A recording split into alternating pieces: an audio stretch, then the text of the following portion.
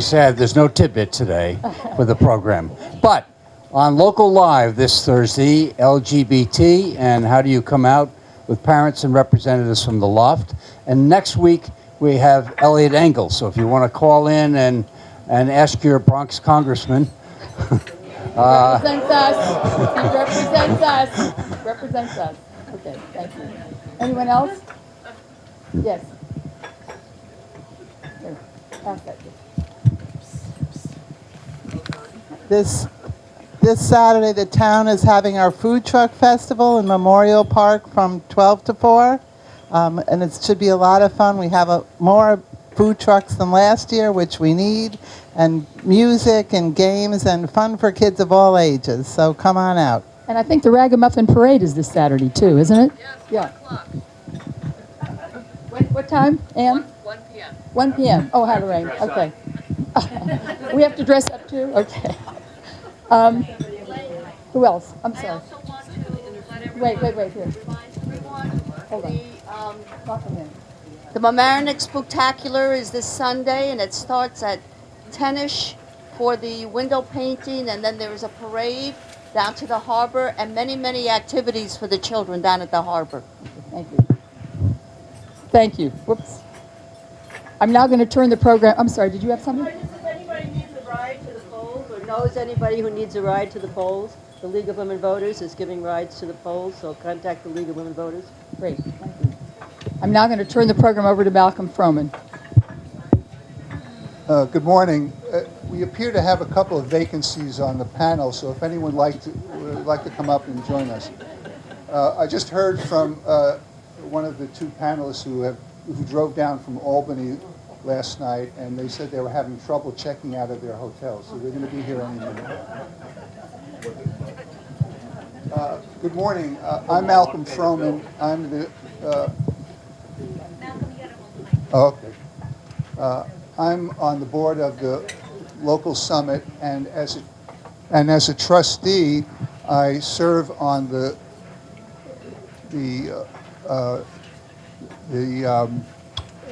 Historic Preservation Task Force.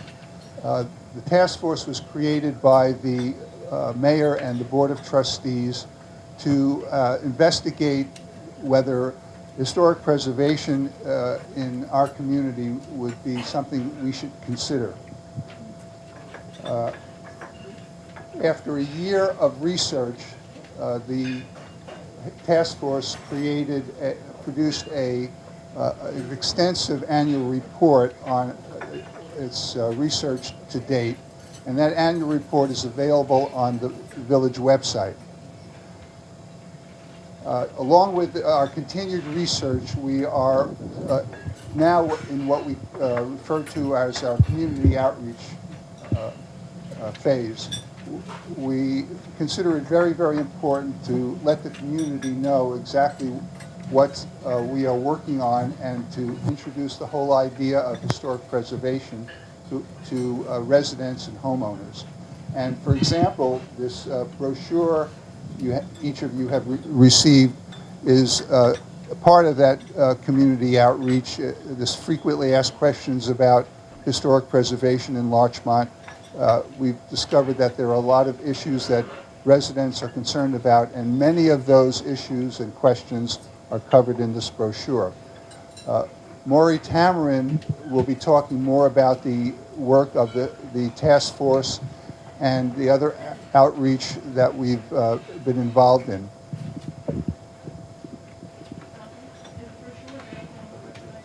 Yes, it is. Thank you for asking that. Sorry? The question is whether the brochure is available on the village website, and it is, yeah. I'd like to introduce our panelists now, or at least some of them. And you'll notice that LMC-TV is recording this panel for preservation. Maury Tamarin has been a licensed architect for 35 years with a commitment to creating supportive housing and community facilities for not-for-profit agencies.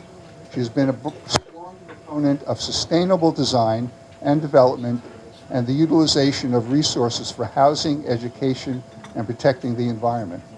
Maury has served as the project architect and building design team leader for numerous not-for-profit client agencies and for commercial and health organizations. Several of her projects have included the adaptive reuse and restoration of historic properties, including the Chrysler Building and Rockefeller Center in New York City. Maury is the chair of the Larchmont Historic Preservation Task Force, a resident of the village for 20 years.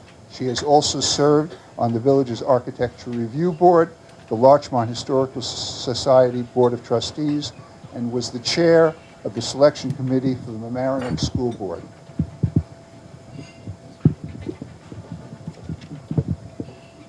Joanne Tall is a registered architect and founding principal of Cayman Tall Architects with offices in Westchester and New York City. The firm specializes in facade restoration, preservation, and adaptive reuse of historic buildings.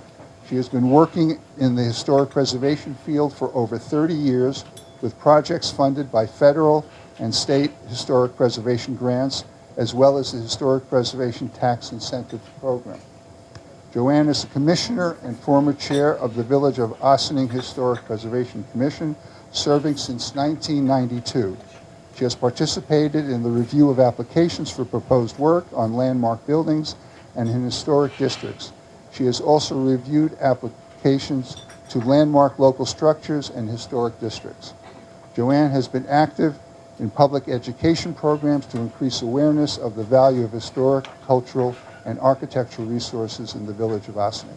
I think what I'm going to do is tell you about our other two panelists who should be arriving very soon.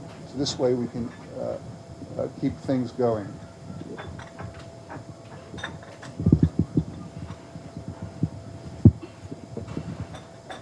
Francis Gubler is the manager of technical and grant programs for the Preservation League of New York State. The New Jersey house she grew up in rests on land that was once associated with the estate of George Innes, a famous Hudson River School painter. Francis first discovered New York State's vast historical natural significance as an undergraduate student in art history at Skidmore College. Later, she went on to gain professional experience in cultural resource management by working at the Shelbourne Museum and the Thomas Edison National Historic Park and the Vermont Historical Society. Frances received her master's degree in historic preservation from the University of Vermont in 2014, and here they are. This sounds familiar to you. Welcome. Glad you could join us. Frances received her master's degree in historic preservation from the University of Vermont in 2014 and began working for the Preservation League soon after that. Frances has always felt a strong connection to New York State and is committed to providing support for preservation projects in all 62 counties in the state.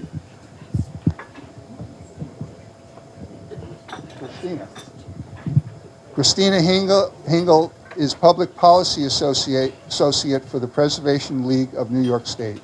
She joined the Preservation League in December 2017 to conduct research on public policy issues affecting historic preservation in the state and to assist in synthesizing that information for use in advocacy and communication campaigns. She helps advance the League's efforts to support historic preservation at the federal, state, and local levels. Previously, Christina worked on policy matters for a trade association in the Washington, D.C. area. She earned a Master's of Science in Historic Preservation from the University of Massachusetts Amherst in 2017 and holds a Bachelor of Arts degree in Political Science.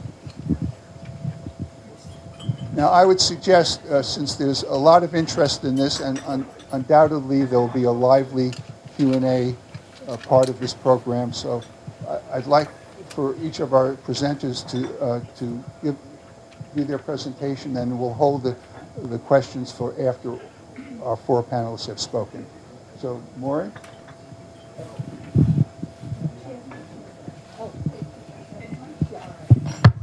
Good morning, everybody. Can you all hear me? No. Can you hear me now?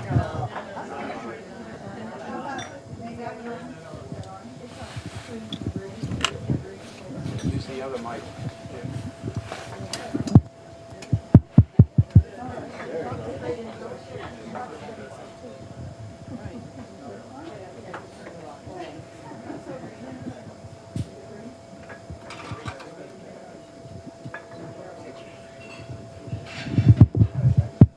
How about now? Is that better? Great. Well, thank you everybody for coming this morning. It's such a wonderful turnout. I have many people to thank briefly. The mayor, of course, Mayor Walsh has been very supportive, and all of the members of the Board of Trustees of Village of Larchmont have been very interested and supportive in our work. And I also want to mention the names of the members of the task force. Mike Donnelly, who is here, and Mike, where are you? There he is. And Denise Fletcher is here, Elliot Sklar, and Rick Lefevre. Other members are, Suzanne Moncure, and of course Malcolm is here. So I want to thank everybody for their volunteer time. So I was wondering if anybody has seen the October issue of Westchester Magazine, What Best Places to Live. It just came out. So I was looking through it the other day. 13 communities have been listed, such as we have our neighboring municipalities, New Rochelle, Dobbs Ferry, White Plains, Pound Ridge, Ardsley. And they've all been described as mini Manhattans, mini Brooklyns. The parks are wonderful, the schools are wonderful, the restaurants are wonderful. But what I found very interesting is that Larchmont was the only one of the 13 which was described as historic. Now, the other interesting thing is this group that I just mentioned, plus 15 other of our neighboring municipalities, have already passed historic preservation ordinance. And although today's program has been titled, Should Larchmont Adopt Historic Preservation Legislation? I think another very reasonable question is, why hasn't Larchmont adopted historic preservation ordinances and legislation like many of our neighboring communities? So this is a fundamental question that inspired the Village of Larchmont Board of Trustees and Mayor to commission the Historic Preservation Task Force. And that's what we've been doing in the last year and a half, is researching legislation of various municipalities in Westchester, and researching the economic impact of historic preservation, and with the understanding that our community is a special community, historic as mentioned, affiliated with very luminaries in the design field, Frederick Law Olmsted, Frank Moore, architect, and other members of the literary and entertainment communities throughout our history. So one of the most important things that we have done, I think, is, as Malcolm mentioned, is to produce this annual report, which you can find online. It gives a very detailed description of everything that we've been doing. But one of the most important things that I think we've been doing is to reach out to historic preservation leaders in Westchester County and in the state, and actually in other parts of the country. It's been a really interesting, steep learning curve. And so what we've been learning for a year and a half, we are all going to be learning in about 45 minutes, because I'm going to turn over the discussion now to our panelists who are from the state, New York State Preservation League, and who've been very helpful, another very helpful leader, Joanne Tall. So they're going to discuss historic preservation, the hows, the whys, and some of the more intricacies of how historic preservation works. And then at the end, I'll be talking a little bit more about our findings and our next steps. Thank you so much. Francis.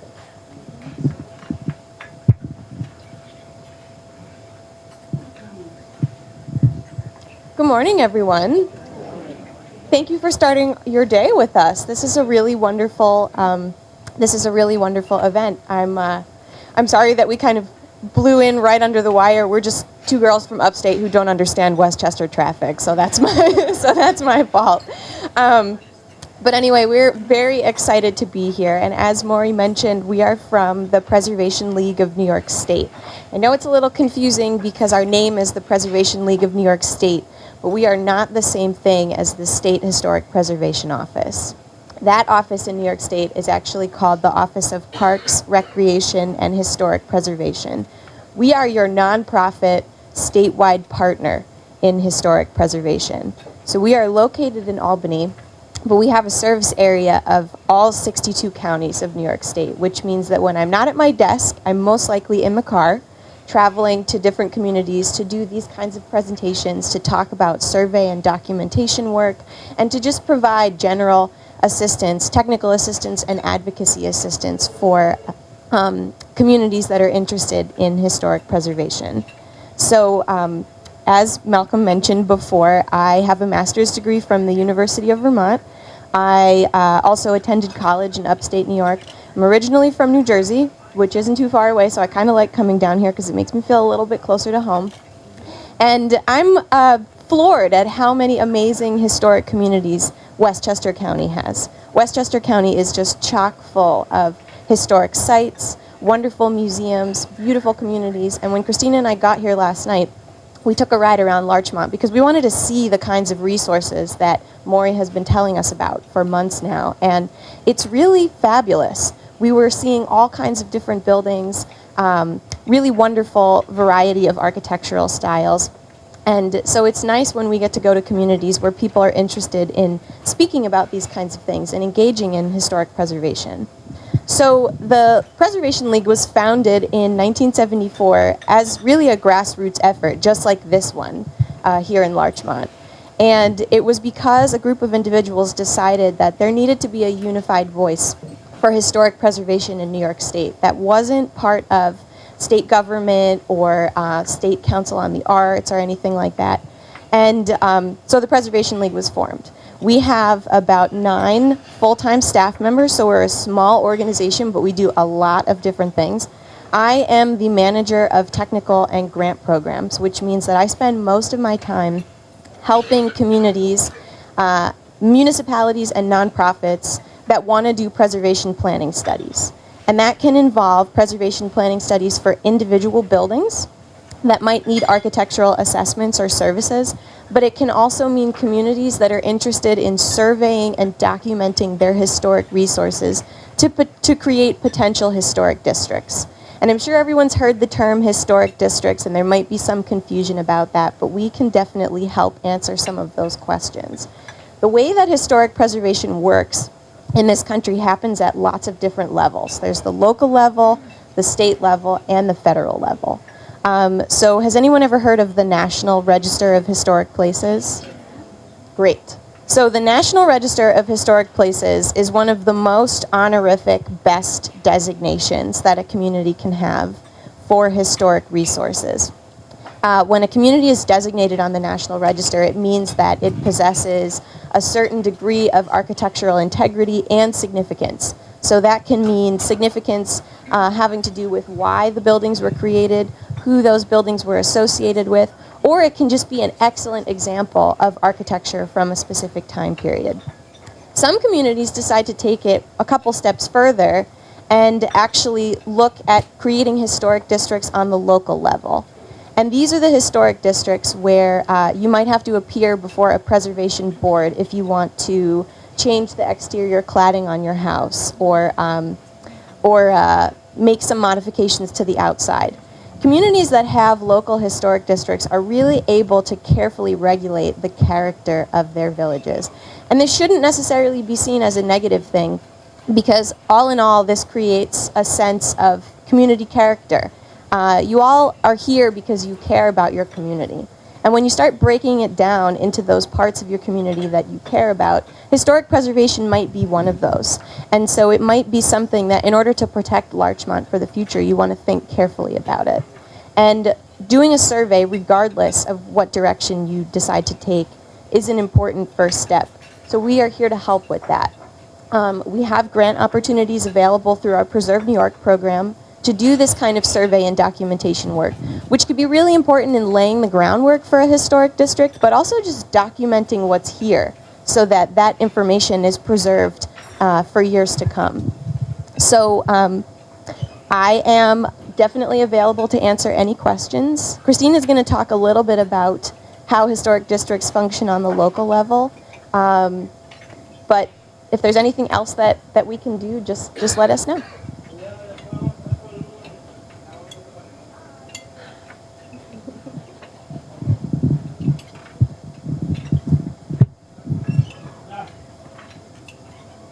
Good morning, everyone. Thank you so much for having the League today. As Frances mentioned, this is our first time really around this area in Larchmont.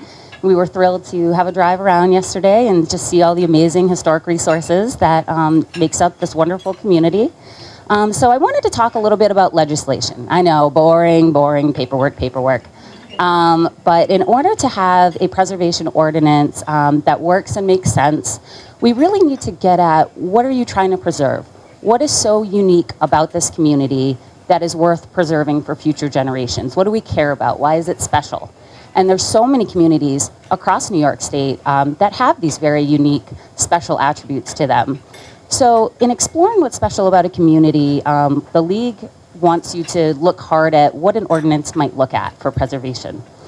So in order to do that, we have what's called the model law, which is about 30 pages of enabling statutes, looking at what our purpose is, and really getting at what's unique about this community and what we're looking at trying to protect. And as Frances mentioned, we're looking at things that preserve not only the architectural details, but the character of a streetscape as a whole, and how that all fits in a historic district. So we really encourage communities to use this model law and to use that as a guiding tool as you go through the ordinance process. So the reason that we recommend using this is that it's a guide of professional standards. We don't really want to get into a position of, picking and choosing what's important. We want the groundwork to be laid out ahead of time and really understand everyone to be on the same page as to why that's important and exactly what we want to do in our communities. So that's why the Preservation League of New York State and the Office of Parks and Historic Preservation got together to make this model document. The League also offers supplemental guidance on this document, so I'm happy to answer questions about that at the end.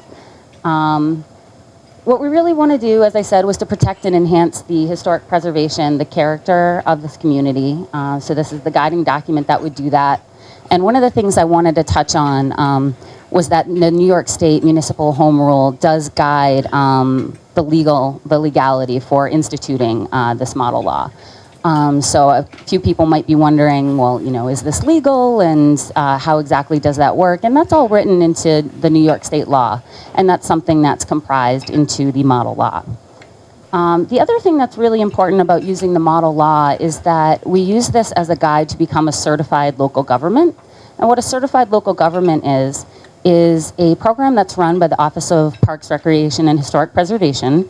And this is an opportunity to become part of this program, and it offers up availability to be eligible for extra grants and other programs, and also the ability to get training and funding for your Historic Preservation Commission.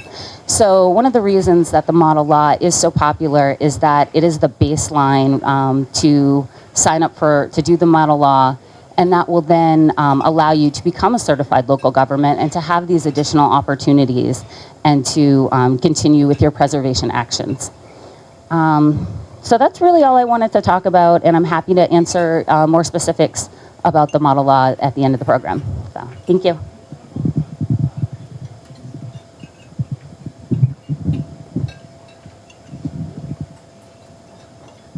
Good morning, everyone. I'm delighted to be here and to talk about local historic preservation. As I said, I'm an architect that has worked in the preservation field for 30 years. I am on the commission of the HPC in Ossining. And Can you hear me now? Okay. I'm here to talk about local landmarking, its effect, and the process. First of all, Ossining was incorporated in 1813. We have 25,000 people. It's all in about 3 square miles. We have 2 historic districts, 1 residential, 1 commercial, and we have a variety of individually, locally landmarked structures. Why do we locally landmark? Well, could you imagine Larchmont without these? If they were all gone, if the historic neighborhoods were all gone,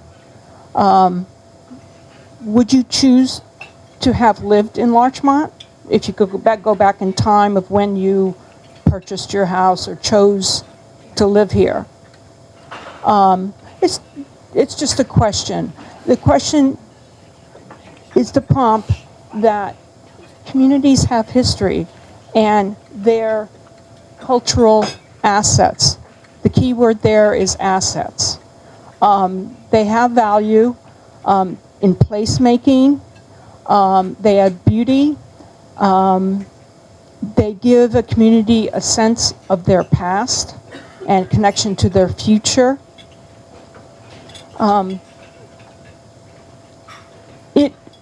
Having said all this, it was a real evolution for Ossining to adopt this. We've had a historic review commission since the 1980s. However, we went through a comprehensive plan process in 2008, 2009, and the constituents spoke. It was clear in the comprehensive plan that Ossining wanted to protect their historic assets to a higher degree, to have better enforcement, and have historic preservation ordinance. So the village went through the process of changing the zoning, which made the Historic Review Commission into Historic Preservation Commission with more powers. Previously, we had only advisory board to the planning board. And our planning board had us, of course, we commented on the 1 residential neighborhood at the time, historic neighborhood, but they were asking us to just weigh in on any historic structure in town. After the comprehensive plan, we implemented the model law that Christina just spoke about, adapted it to Ossining because every community is different. We're a waterfront historic neighborhood, a riverfront historic neighborhood. Larchmont is a waterfront historic neighborhood. After that, and there's several reasons, Ossining became a CLG, Certified Local Government, and there's several reasons why we did that. Just for the support from the state, access to specific grants for CLGs only. It helped us form the commission and do things. Our first, after becoming a CLG and adopting the ordinance and strengthening the HPC, the Historic Preservation Commission, we went through and created, with the help of planning board, with the help of the planning department, the Village of Ossining Historic Significant Sites and Structures Guide. This was a survey. We got a grant from the state to help us with this and pay for this. This is important, that that locally landmarking gives you access to some monies for these items, because you survey, because you have to know what you have, right? That's first and foremost. And are we going to locally landmark all these buildings? Probably not. We identified them as being important to local history. That we did. So after becoming CLG, adopting the ordinance, strengthening the HPC, identifying historic structures in town, we went to locally landmark our now historic downtown. It was on the National Register. We did this process by having public outreach. We did our research, or archival research. We invited an informal meeting with the building owners. We made our application to locally landmark. We then had a formal public meeting. Then we went through, municipal process. And ultimately, the Board of Trustees votes to make a locally landmark district or not. We put it forward. Now, talk a moment about the process of reviewing. I live in the Sparta district. It is our local historic district. I have lived there since 1991. I bought in that neighborhood because it was locally landmarked. And many of my neighbors have done as well. The house dates 1830, but part of it dates 1790, and we did an addition in 2007, meaning history marches on. The review process allows people to change things to their house, but do it in a sensitive way, and within, we use the Secretary of the Interior Standards for Historic Preservation as a guideline to reviewing projects. We realize things change, and it is to, the local review is to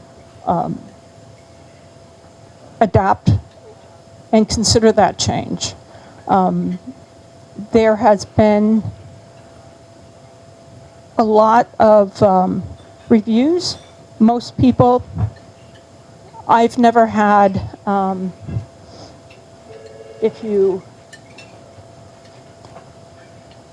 the application to go in front of us is a one-pager. There's a $100 fee, and yes, you do have to come up with photographs and materials and to demonstrate what you are changing. But it's ultimately not things that you would have to come up with anyhow to communicate to a contractor, to communicate to a painter, any of these items. We don't review interior changes to the houses, and we don't review, regular maintenance. Of recently, we have not reviewed changes in paint color on previously painted surfaces. This evolved years and years of reviewing paint changes and considering it not taking up too many resources. We followed actually SHPO, his State Historic Preservation Office's view of this, that and ultimately, has anybody, over the many years of reviewing projects, no one's painted their house an outrageous color or done anything. So we felt we didn't need that level.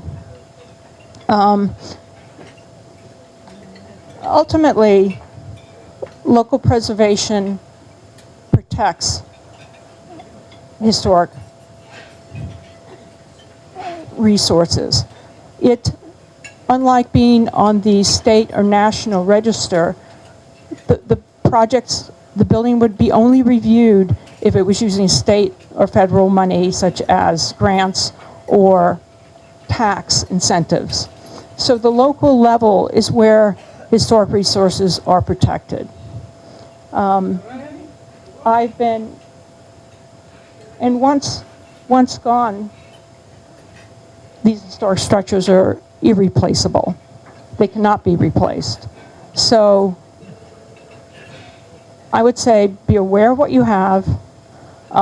You have a treasure trove of historic fabric. And like Maury said, after driving through your historic districts, I'm just wondering why you don't have local legislation. It's well worth doing. Thank you very much.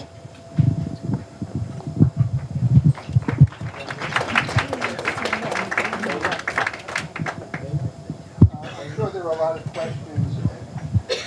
Oh, I'm sorry. So I just want to also, before I continue, is to thank George Latimer for being here today. George and I have had a number of conversations over the years about historic preservation in Larchmont, and he's also been very supportive of our efforts, and I'm very happy that of all the things you have to do that you're here with us this morning, so thank you for coming. So as I mentioned, the members of the Historic Preservation Task Force have been on a very steep learning curve. This is just a brief sample of some of the things that we've looked into. So as I said, we've looked into ordinances, we've spoken with over 20 historic preservation leaders, our political leaders, and we have certain findings that we'd like to share with you. So this is quite a bit of information, but basically what we found is that nearly half of the municipalities in Westchester County have decided to move ahead with adopting historic preservation ordinances. And the reason that it's so important, as these experts have mentioned, is that it's really about conservation of our heritage. And in fact, in many English-speaking countries, historic preservation is not the term they use. They use heritage conservation, and that's what we're talking about. We have an understanding that we have a beautiful community, a rare community in terms of the architectural fabric, and because of development pressures throughout Westchester, especially southern Westchester, and threatened demolition or demolition of existing properties, it's really worthwhile to set about doing the hard work of preserving our beautiful community for our children and hopefully our children's children, I hope. So that's why we've undertaken this important work. So our findings, again, to just wrap it up a little bit, is that all the leaders that we've spoken to have reiterated that it's really at the local level that protections can happen. The National or State Register of Historic Places is a wonderful honorific, but it really doesn't protect properties from demolition or modification that are not in keeping. We've also found that one of the most important things, a fundamental task to moving ahead with any sort of ordinance adoption is, as people were saying, a historic resources survey. Now, one of the things that we've done over the last year and a half, we created an internship with the Iona College Department of History, and we had a wonderful young man who helped us start to understand what do we have here, what data do we have. So we know that we have over 100 properties that are listed on the Larchmont Historic Society Century Homes Club. Many of you may be living in a house like that, as am I. For better or for worse, we had a water burst twice this last week. So, you know, that's what happens with an older house. It's part of its charm. And we have we have over 140 properties that were built before 1920. We have over 800 properties that were built between 1900 and 1920. And then another 300 that were built between 1930 and 1960. So we understand that just by the dates alone, we have historic properties. We also have properties associated with important individuals, the Peter J. Monroe House, which we call the Manor House. Does everybody know which property I'm talking about? So Peter J. Monroe, as you know, was the nephew of John Jay, and he was Peter J. Monroe was affiliated with Alexander Hamilton. He was an early abolitionist, and he was the man who built our manor house. That property, which is so important to the nature and the character and really the heart of our community, is completely unprotected. So those are the kinds of properties that, while they seem perfectly fine and stable, they're all at risk. They're all at risk for demolition and or improper modification. So as far as the ordinance goes, I'd really invite you to go to the village website. We have the annual report there. We've posted all the appendices that you'll see in the report, as well as a sample of the model law, historic preservation law. But the thing is that it's a very well articulated method for identifying properties of historic importance and reviewing potential modifications or even demolitions to these properties. There's a very clear language about what sort of aspects of every kind of property that are under consideration. And the process is not unlike the review of the Board of Architectural Review, which is, we're very lucky in Larchmont to already have that process, and this would be just an enlargement of that process. So I know that we have a lot of questions, but I just want to mention what we're going to be doing in the near future. So again, thank you so much for coming. We hope to be doing more of these presentations. We'll have the recording of this event, which we will post on the Village of Larchmont website. And also, one of the things that we're most interested in following through on is this idea of the Historic Resources Survey. And everybody agrees that is really fundamental to moving ahead. So I have a sample of one of these wonderful historic resources that I'll put up here if you want to come up and look. I just want to say that it's on loan from the architect who produced it, so make sure you don't have marmalade on your fingers, because I do have to get it back to him. So this is a process where every single property in a community is looked at by a professional historic preservationist, and information about when it was built, what are the materials, would it contribute to a historic preservation district, local district, what modifications have been done, and were there any historical figures affiliated with it. And in that way, we will know exactly what we have, exactly what we want to preserve, and what features particular to the architecture of Larchmont, both in the manor and what we call the village, would be specifically referenced in any ordinance that we would then customize to suit Larchmont. We will be, and Francis already knows this, we will be submitting a grant for that survey. We have already been speaking with several potential surveyors. And so we will be in a grant writing mode and a fundraising mode in order to create the funds for that. You see the brochure. I hope when you read that it will answer a lot of your questions. We will be looking at the ordinance, meeting with the mayor and the board of trustees to talk about the language in a preliminary way. And then eventually, once we have a survey and we are able to customize our ordinance, we will be submitting the ordinance to a public review. Now, I don't know if anybody remembers the number of meetings that we had regarding changes to the zoning code, which happened about three years ago.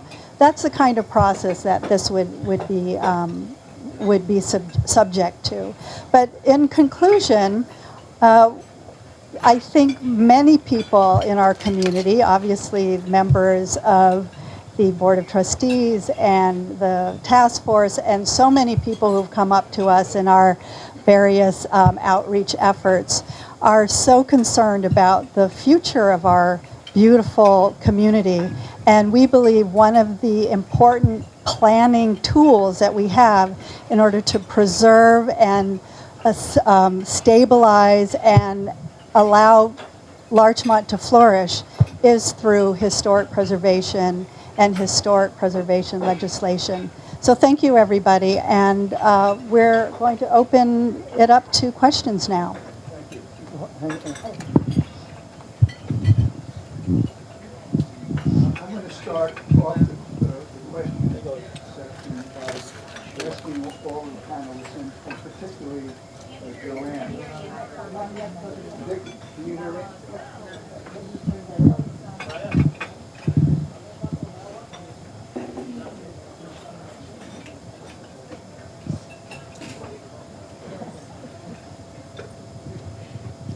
This is to all of you, and particularly to Joanne, who we invited to be in the panel because she could speak in terms of real world experience, having gone through the whole process of establishing historic preservation legislation in a community, something that we're now considering. And one of the biggest questions, key questions that we encounter pretty regularly is, what's the impact of historic preservation? If my house is designated, how's that going to affect the value of my property?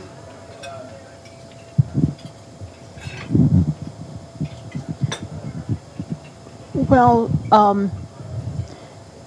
there has been many studies on the impact of historic preservation on property values, and certainly I think there's about 20 states that have initiated some such research. But ultimately, it's funny because I was reading in one document that in 1995, the argument against historic preservation was that it would lower the property values. Now the argument is that it raises property values. And please, real estate value is particular to different areas of this country, locations even within Westchester. But ultimately, historic preservation stabilizes communities and therefore keeps value. If it doesn't raise value, at least it's stable.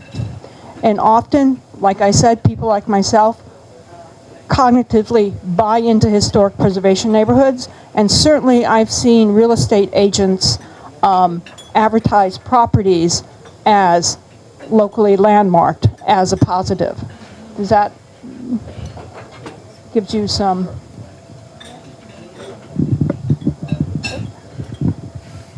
I just want to mention that in our annual report, we have an appendix, Appendix D, where we have several synopses of studies that have been made about the effect of historic preservation on property values. And as Joanne said, the fundamental idea is that it stabilizes neighborhoods. You'll find that the worst case scenario is that property values are steady, and in many studies it shows that property values actually increase, and in some studies by significant amounts. I have a question that wasn't addressed in the FAQs for anyone on the panel. Signage.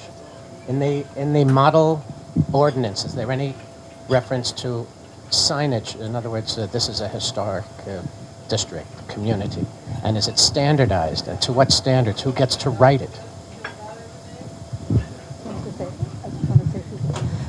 I just want to say a couple of things. I love that you brought that up. Thank you. Signage is very important. One of the things that we've also done is to create a list of features and sites around Larchmont that could potentially receive historic markers. And so we have, that's something that's also in the works. And I think that you can speak to that sort of standardized methodology of creating that signage.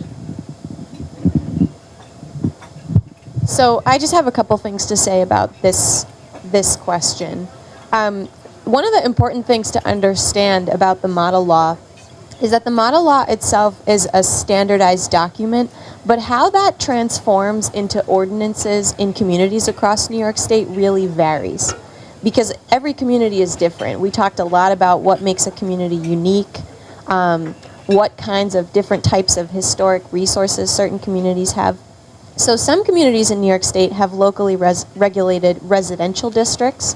Some have locally regulated commercial districts. Some communities have both.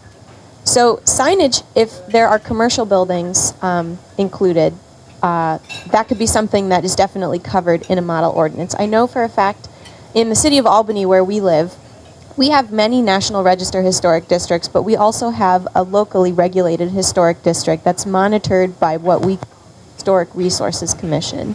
And signage is definitely something that they talk about, because we have a lot of historic areas in Albany where there are commercial businesses, and it's important that businesses aren't just going to put, giant neon signs on the side of historic row houses, because that will ultimately impact the community character from the street.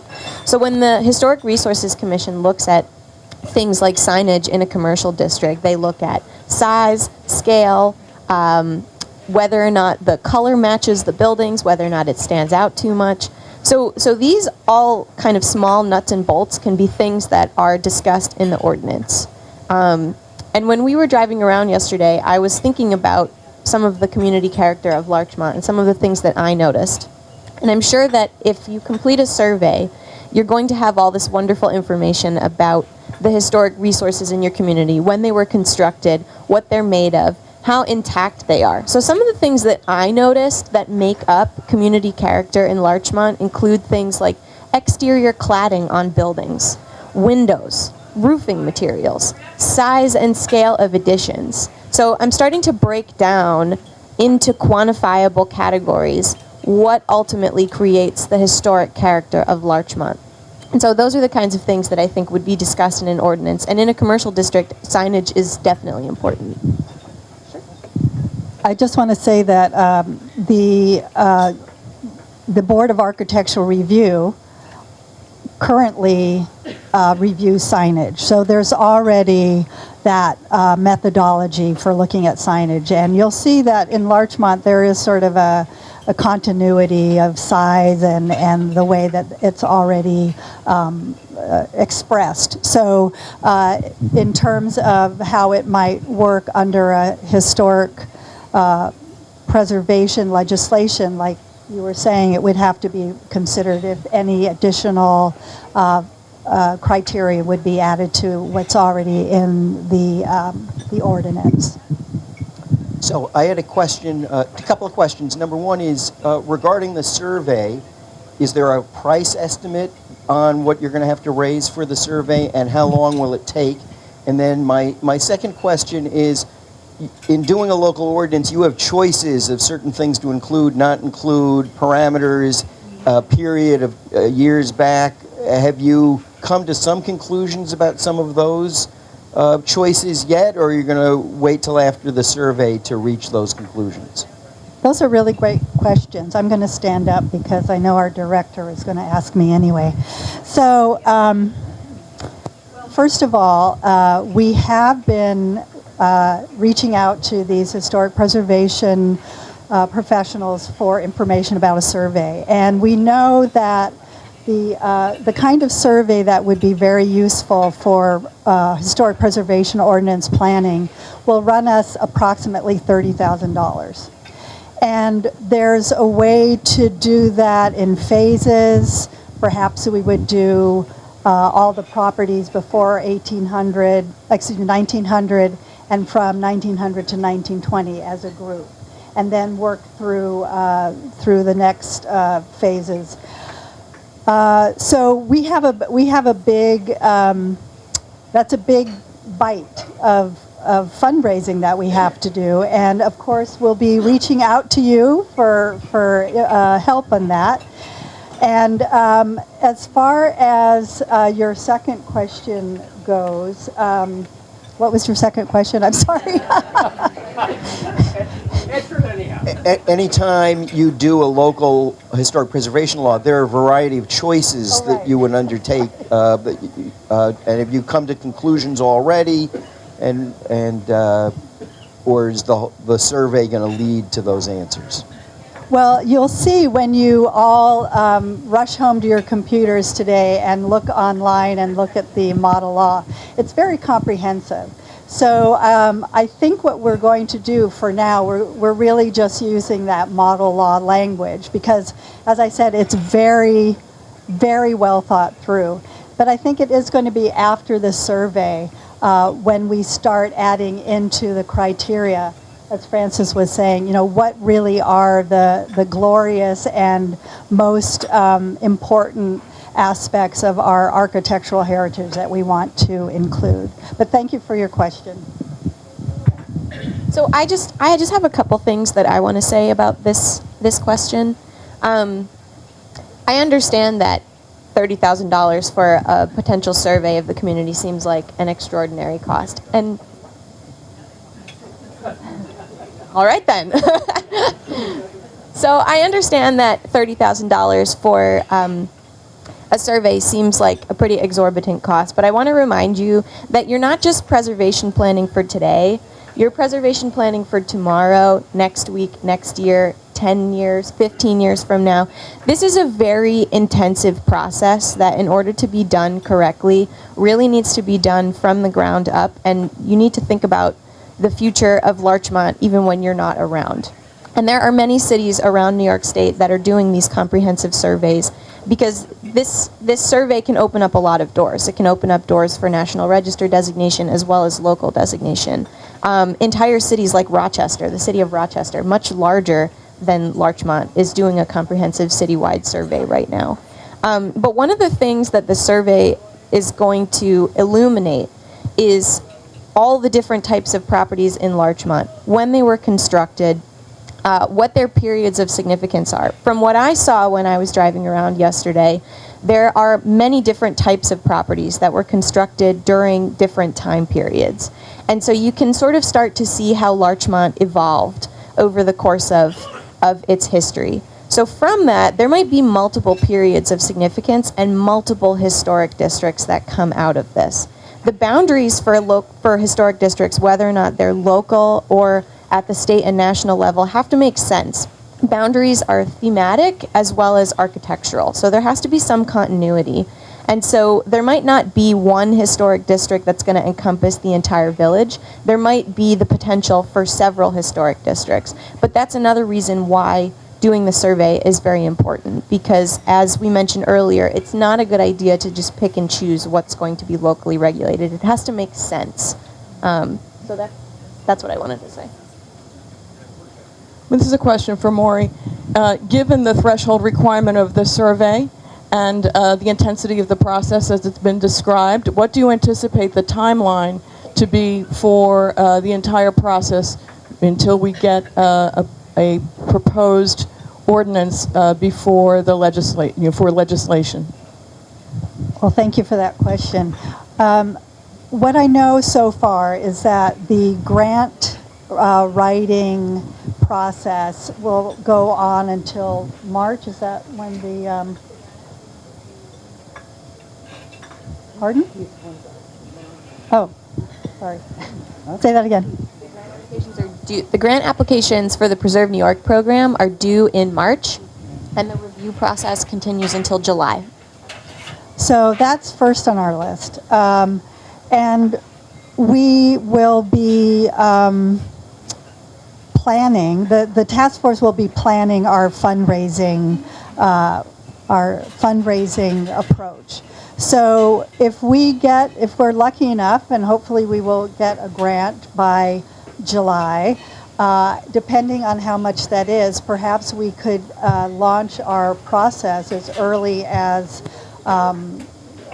next fall, probably, because the summer everybody is busy. So we're hoping certainly by next year at this time we should be involved in some historic survey process, and then once that's complete, depending on I guess what I say is I actually don't have a solid answer for you, because it does depend on the fundraising, whether or not we have to embark in phases. But certainly by next year, we will have the information to really go into the ordinance, customize it, and then bring it forth to the public. So I'm hoping within a year or so.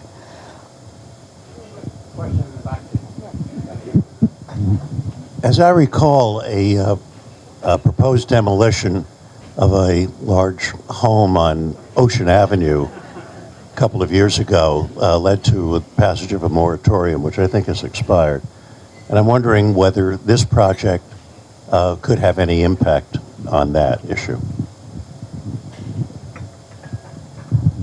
The work of the task force has really been conceived of as a very broad approach, meaning the property that you've referred to is one property, and this sort of concern can happen over and over and over and over again if there's no protections on the books. So every time something of historic value might be threatened, the whole community has to scramble to figure out what to do. What we're hoping is that an ordinance, once on the books, will help to deal with these sorts of things. Now, it's been, our work has not been to address that particular property. That wasn't our mission. And as far as that property goes, there's another stream of efforts that are being undertaken to deal with that particular property. Is this strictly for the Village of Larchmont, or does it include anything in the unincorporated area? Our mission is to look at the Village of Larchmont only, yes.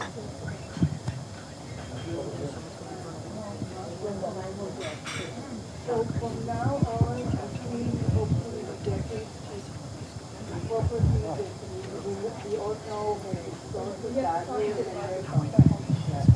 so from now on until hopefully we get it eventually, if we have a property of historic value that we all know, and long-timer in Larchmont know exactly what we are talking about, are threatened if somebody sells, the current owner sells them. So it's really up to us to stop again, like 40 Ocean. So this is an interesting question. How? The question is that the timeline that I just laid out is the traditional timeline. following a certain process that's recommended by SHPO, which is the State Historic Preservation Office, and our wonderful friends at the Preservation League. Now, if there is a swell of support, one could imagine that a historic preservation ordinance could be brought forth prior to the survey, which is a long process, according to the very clever way that it's already been written.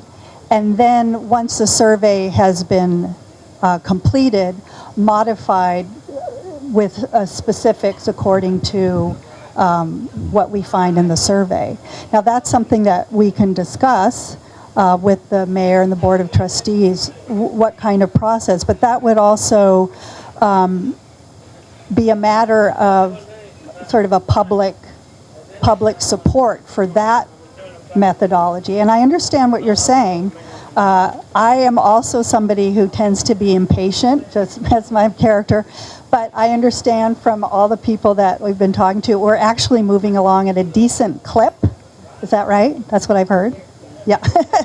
But it's a long process.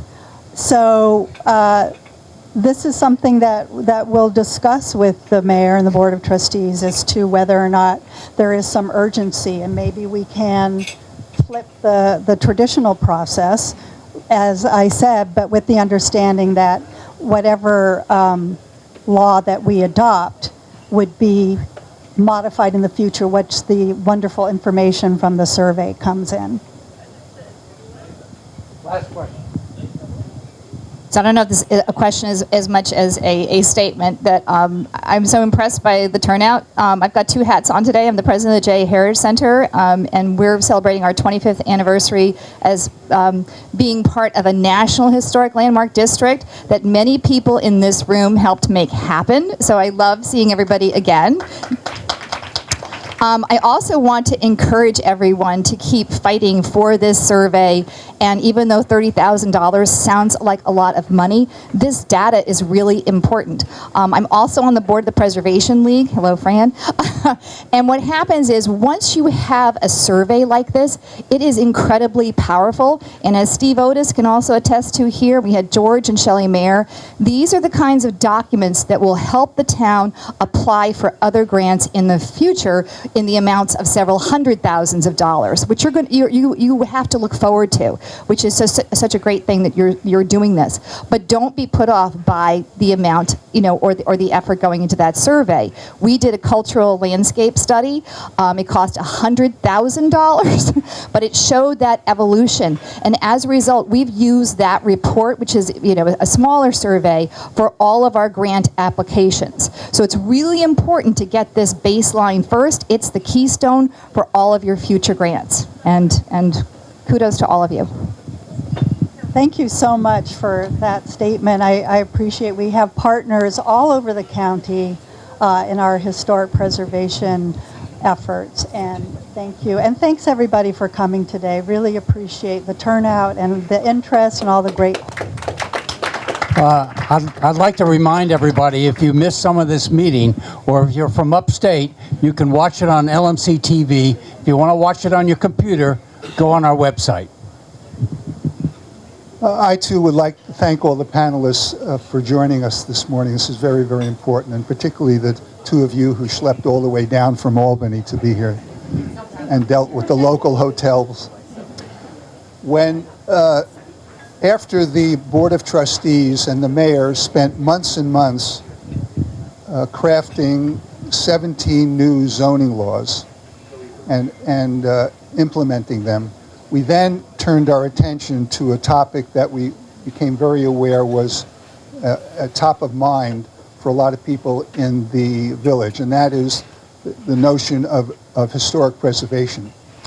Fortunately, we had the perfect advocate for leading this program, and that's Maury. It's been her vision. It's been her vision and incredibly hard work that has galvanized the entire Historic Preservation Task Force. And on behalf of the mayor and the board, I would like to thank Maury for all her hard work and her continuing hard work. Thank you so much. And thank you all for coming. I want to thank everyone as well. I want to just remind everyone that because next month includes Thanksgiving, our meeting will now be on November 13th, and it will deal with health care, what's changed since the law was first passed, how it affects our area. Thank you.